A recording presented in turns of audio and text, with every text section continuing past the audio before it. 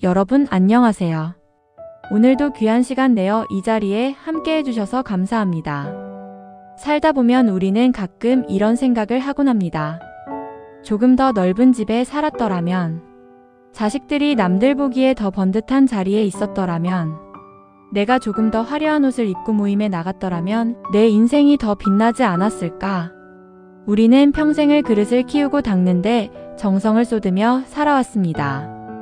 남들에게 보여지는 내 모습, 나의 배경, 내가 가진 재산이라는 이름의 그릇들 말입니다. 하지만 오늘 들려드릴 이야기는 그 화려한 황금 그릇 속에 가려진 우리들의 진짜 눈물과 비록 깨진 그릇일지라도 그 안에 담긴 진정한 행복에 관한 이야기입니다. 옛날 어느 큰 마을에 이름만 대면 누구나 알 법한 부유한 상인이 살고 있었습니다. 그의 집은 대궐 같았고 마당에는 전국 각지에서 모여든 진귀한 보물들이 가득했습니다. 어느 늦가을 저녁, 노을이 서쪽 하늘을 붉게 물들이던 그 시간, 상인은 마을에서 존경받는 손님들을 초대해 잔치를 열었습니다.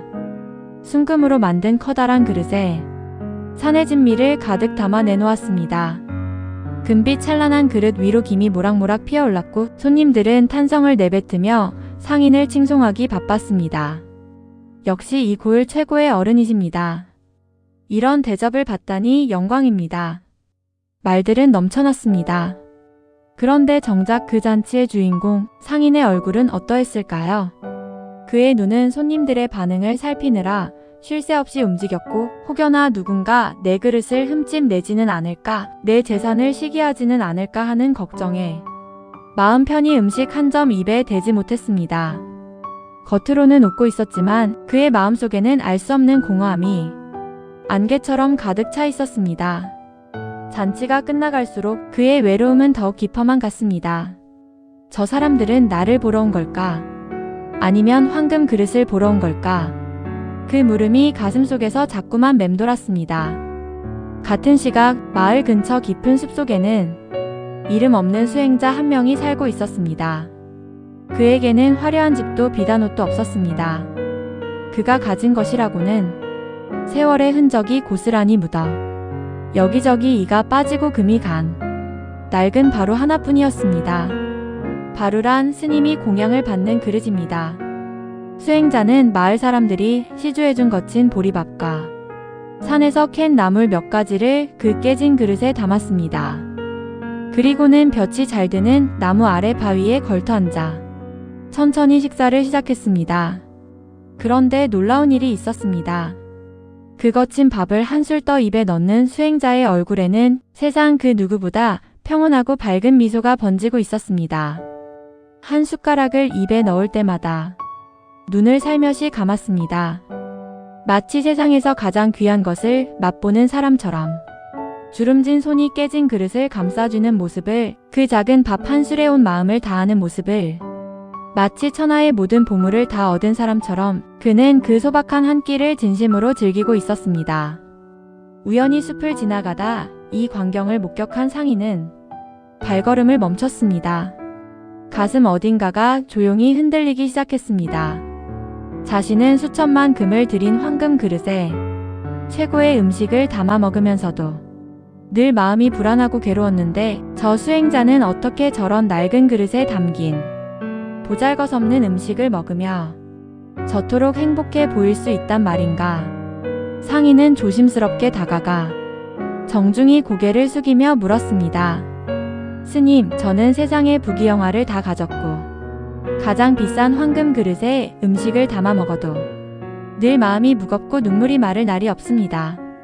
그런데 스님께서는 어찌하여 그 깨진 그릇에 담긴 거친 음식을 드시면서도 그토록 행복한 미소를 지으실 수 있습니까?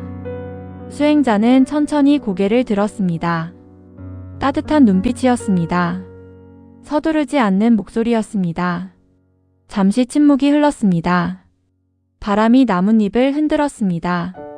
그리고 수행자가 말했습니다. 당신은 그릇의 값어치를 보느라 그 안에 담긴 생명의 귀함을 놓치고 있습니다. 나는 비록 그릇은 깨졌을지언정 그 안에 담긴 음식의 감사함을 봅니다. 잠시 멈춤이 있었습니다. 황금 그릇이 아무리 빛난들 그것을 지키려는 욕심과 남에게 보이려는 허영이 담기면 그 음식은 독이 됩니다. 하지만 마음이 평온하다면 깨진 그릇에 담긴 물 한 잔도 감로수가 되는 법이지요. 당신의 눈은 밖을 향해 있지만 나의 눈은 안을 향해 있기 때문입니다. 상인은 그 자리에서 한동안 움직이지 못했습니다. 무언가가 가슴 깊은 곳에서 조용히 그러나 무겁게 내려앉았습니다. 동년배 여러분, 이 이야기가 오늘날 우리들의 모습과 참 많이 닮아있지 않습니까? 우리는 인생의 후반전을 지나며 가끔 황금 그릇에 집착하곤 합니다. 얼마나 화려한 모임에 나가는지, 내 주변에 소위 말하는 잘 나가는 사람이 몇 명이나 있는지, 우리 자식들이 남들 앞에서 얼마나 내 체면을 세워주는지, 그런 것들에 마음을 빼앗기며 살아왔습니다. 하지만 그런 화려한 인맥과 거칠애라는 황금 그릇이 과연 우리 마음의 허기를 채워주던가요? 오히려 그런 자리에서 돌아오는 길에 우리는 더 큰 쓸쓸함을 느끼기도 합니다. 서로의 형편을 비교하고 자랑 섞인 대화 속에서 진심을 찾지 못할 때 우리의 영혼은 굶주리게 됩니다. 지난 날을 돌이켜보면 화려했던 인맥이 있었습니다. 명함을 주고받고 좋은 자리에서 술잔을 기울이고 서로를 추켜세우며 웃었던 그 관계들. 그런데 어느 순간 그 사람들은 없어졌습니다. 자리에서 물러났을 때, 황금 그릇이 사라졌을 때, 그때 처음으로 알았습니다. 그들은 나를 본 것이 아니라 내가 가진 것을 본 것이었다고. 그 자리에서 느꼈을 그 허전함, 그 쓸쓸함을 저는 압니다. 반면에 생각해 보십시오. 비록 낡고 소박한 깨진 바로 같은 만남일지라도 서로의 아픔을 보듬어주고 진솔한 이야기를 나눌 수 있는 친구 한 명과의 대화는 우리 인생을 얼마나 풍요롭게 만듭니까? 화려한 호텔 식사가 아니더라도 동네 공원 벤치에 앉아 나누는 따뜻한 커피 한 잔에 담긴 진심이 우리를 살아가게 하는 힘이 됩니다. 라면 한 그릇을 나눠 먹으며 많이 힘들었지 하고 건네던 그 한마디가 아직도 따뜻합니다. 아무 말 없이 옆에 앉아 있어주던 친구. 오늘 좀 어때요? 라고 물어봐주는 이웃. 이것들이 황금 그릇이 아닐지라도 이 안에 담긴 것은 진짜입니다. 따뜻하고 오래가고 사람을 살게 하는 것들입니다. 그것이 바로 담긴 음식의 감사함입니다. 상인은 그날 이후 달라졌습니다. 황금 그릇을 치우지는 않았습니다. 하지만 그 그릇에 무엇을 담을지, 그리고 누구와 함께 그 밥을 먹을지를 다시 생각하게 되었습니다. 더 이상 많은 사람을 모으지 않았습니다.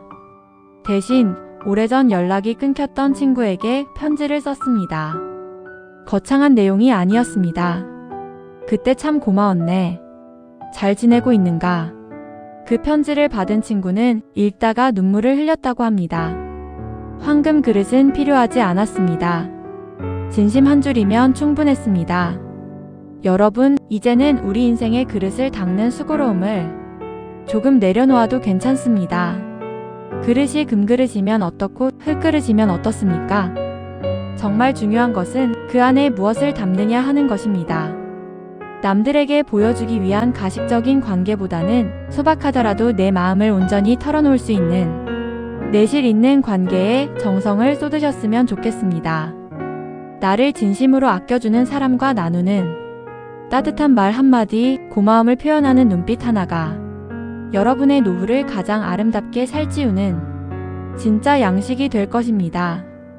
오늘 돌아가시는 길에 마음속에 묵직하게 들고 있던 황금 그릇은 잠시 내려놓으세요. 그리고 주변에 있는 소중한 사람의 손을 잡으며 그 안에 담긴 따뜻한 온기를 느껴보시기 바랍니다. 오래 미뤄두었던 그 이름, 가슴 한켠에 늘 남아있던 그 얼굴. 오늘 그 사람에게 연락해 보시겠습니까? 깨진 바루여도 괜찮습니다. 진심만 담겨 있다면 그것으로 충분합니다. 황금 그릇에 담긴 눈물보다 깨진 그릇에 담긴 미소가 훨씬 오래, 훨씬 따뜻하게 남습니다. 진정한 행복은 화려한 그릇이 아니라 감사함을 아는 우리의 마음속에 이미 담겨 있습니다. 오늘도 여러분의 마음 그릇에 행복과 평안이 가득하시길 진심으로 기원합니다. 감사합니다.